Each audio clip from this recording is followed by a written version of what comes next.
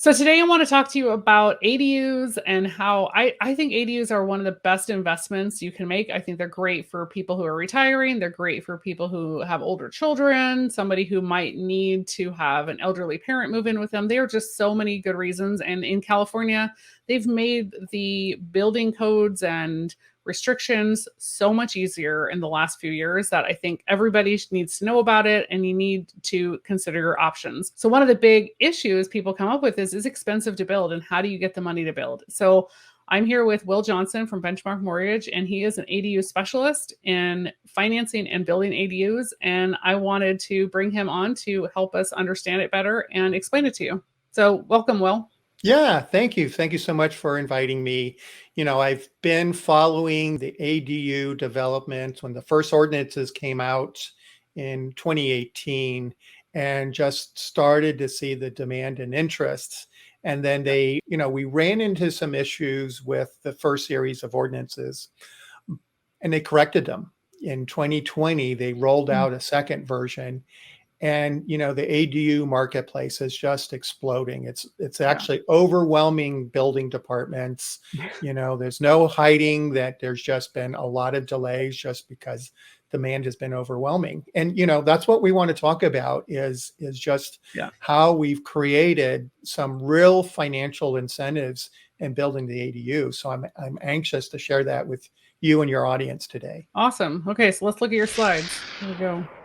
Yeah, so I just wanted to identify the 5 financial reasons on why ADUs are the best real estate investment. And I put a big period on that. I mean, hands down, I think you'll see obvious reasons on why this just makes so much sense. And it's exciting that we're empowering homeowners that actually can take advantage of this. Definitely. So I've identified several areas: impact fees, utility costs, land costs, construction costs versus market value, and financial incentives. Let's go through each one of these.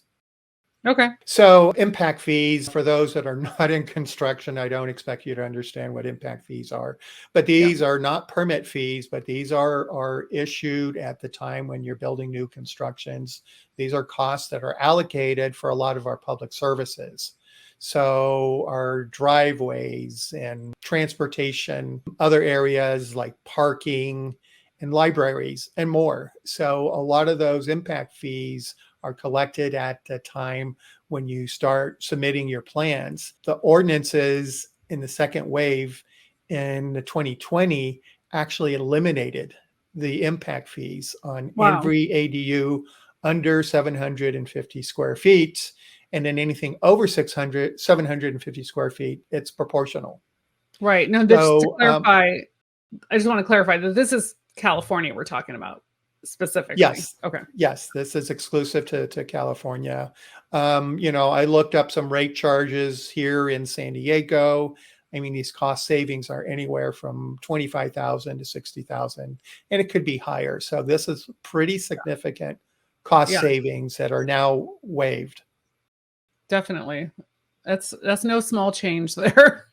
So another feature came about in the ordinances is utility cost. And, this is a big problem when you were trying to build new construction in ADU prior to these ordinances.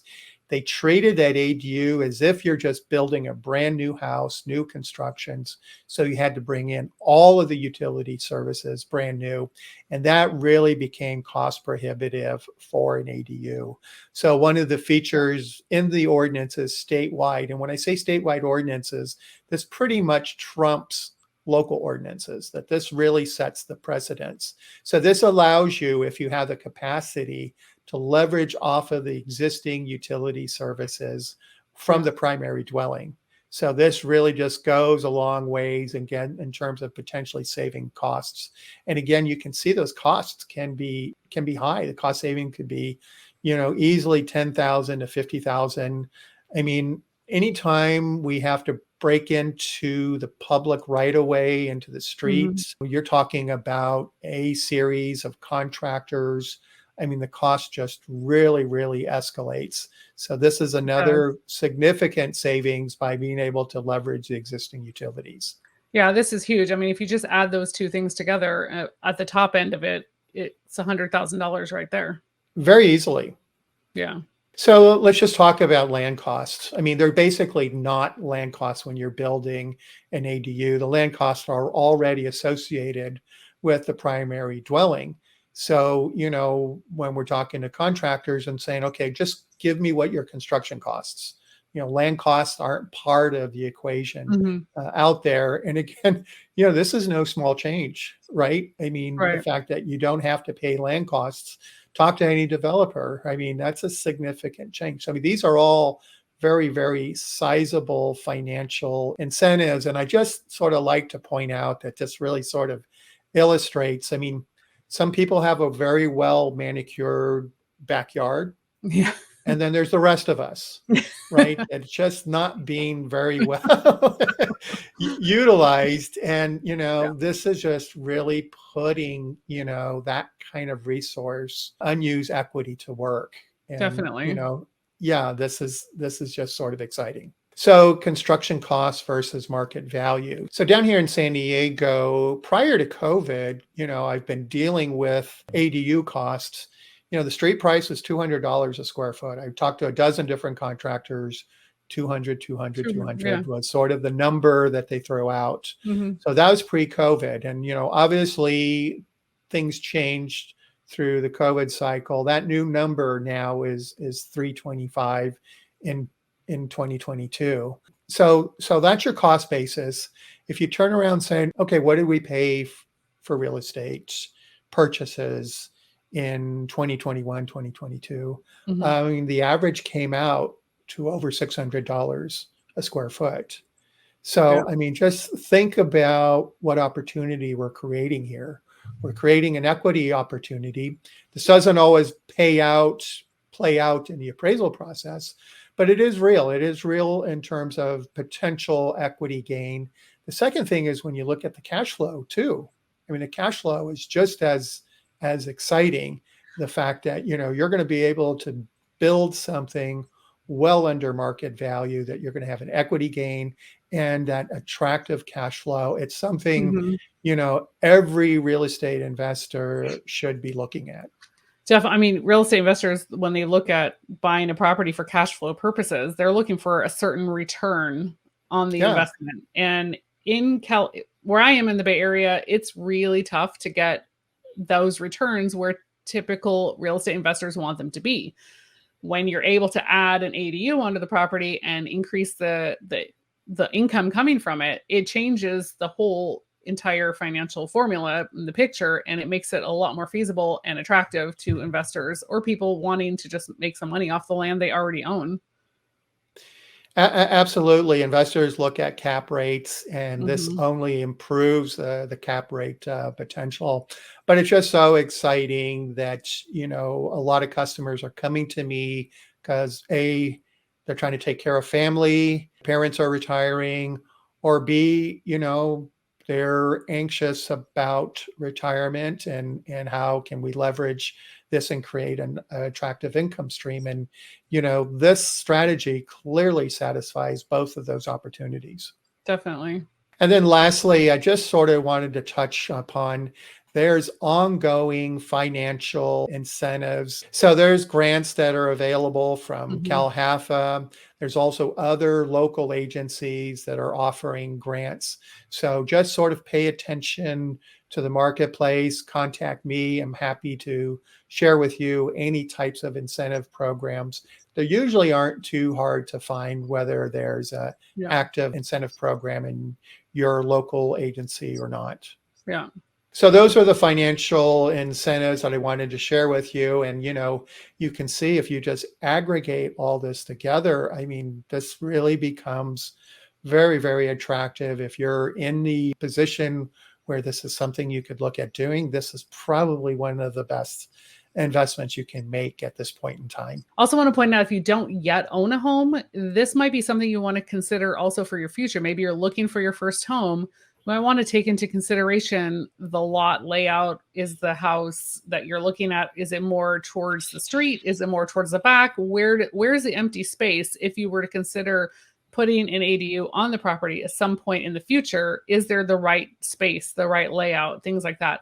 And I'm always looking when I see houses listed. It's one of the first things I look at is that Good. view from the top, and I'm like, okay, especially corner house with access from another street, perfect. Sure. Where is the garage? Is there, in older neighborhoods, you could have detached garages, which could be converted in the future. So many options, but it's always like the thing in my mind. Even we had talked earlier about if you had an upstairs, downstairs, and you needed a first floor unit separate from an upstairs, as long as you have that bathroom, that master on the first floor, that helps a lot as well. Yeah, I mean, I've worked with a lot of clients that, come into the marketplace looking for multifamily solutions, Yes. both to take care of their multifamily needs or looking at it from an investment standpoint. And, up until recently, that was a very intensive demand for those. Yeah. And unfortunately, home buyers got frustrated because, investors came in with cash and really Right. just sort of snapped up a Yeah. lot of those investment properties. And, I always pointed out to them, I said, you know what, we can create it.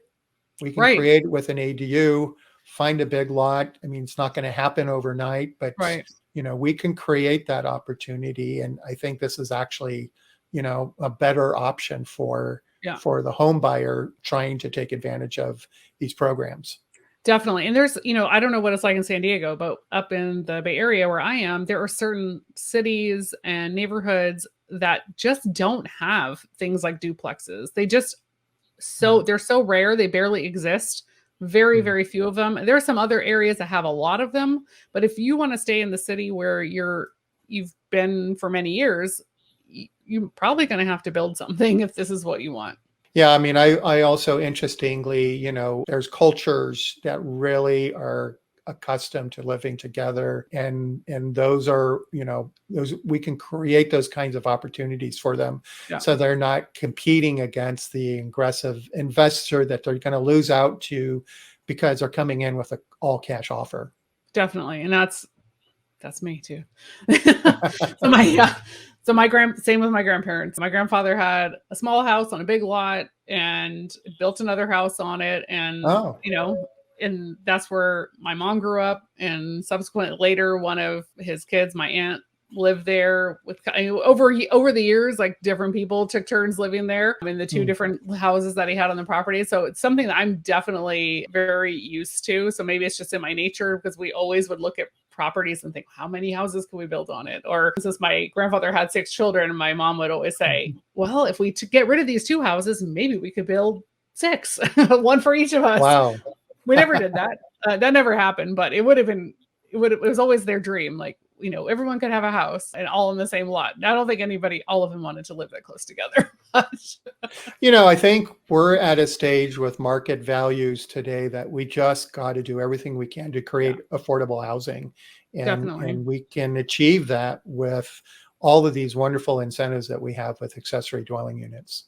Definitely. Definitely. Well, thank you, Will, for this information. I know that somebody is going to take this and run this information and run with it and call you and get that loan.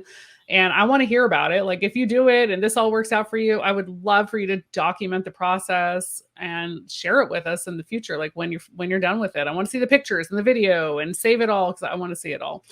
Anyway, well, thank you. And I'll put your contact information in the description below. So anybody seeing this week or in the future can get in touch with you. Wonderful. Thank you so much, Maria. I appreciate You're it. welcome. Thank you.